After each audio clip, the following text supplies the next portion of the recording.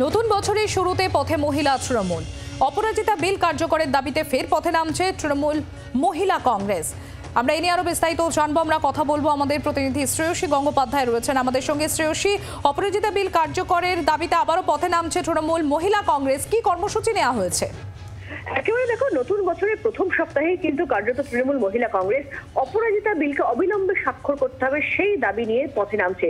4 জানুয়ারি সেক্ষেত্রে দিন স্থির হয়েছে, যেদিন তৃণমূল মহিলা কংগ্রেস গোটা রাজ্য জুড়ে তারা মিছিল করবে এবং এক্ষেত্রে যে স্লোগান নিয়ে মূলত তারা এই মিছিল করবেন সেই স্লোগানটা হলো চাই সত্তর অপরাজিতায় স্বাক্ষর। অর্থাৎ কার্যত কিন্তু আমরা দেখেছিলাম যে এর আগেও কিন্তু অপরাজিতা বিল সই করা নিয়ে যেরকম মুখ্যমন্ত্রী তিনি কেন সই হচ্ছে না সেই বিষয়টা নিয়ে তিনি সরব হয়েছিলেন এবং একাধিক কর্মসূচি নেওয়া হয়েছিল।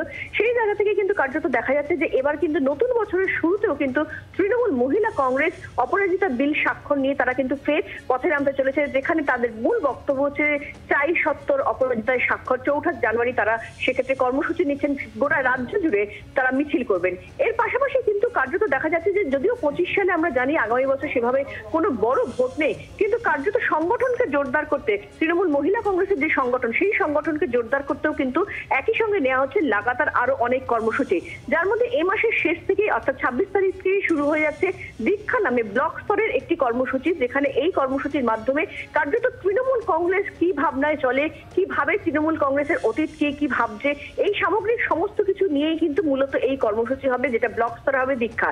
এছাড়া জানুয়ারি মাসের 27 তারিখ থেকে হবে সেক্ষেত্রে জেলা স্তরে হবে, সেক্ষেত্রে কর্মসূচি হবে, সম্মেলন হবে, যার নাম দেওয়া হয়েছে সেক্ষেত্রে আলাপচারিতা। এবং এইখানে কিন্তু মূলত কিন্তু একে অন্যের সঙ্গে সম্পর্ক তৈরি করা, এই ধরনের কর্মসূচি নিয়ে কিন্তু সেক্ষেত্রে সাজানো হয়েছে এবং সেটা চলবে ফেব্রুয়ারি মাস পর্যন্ত।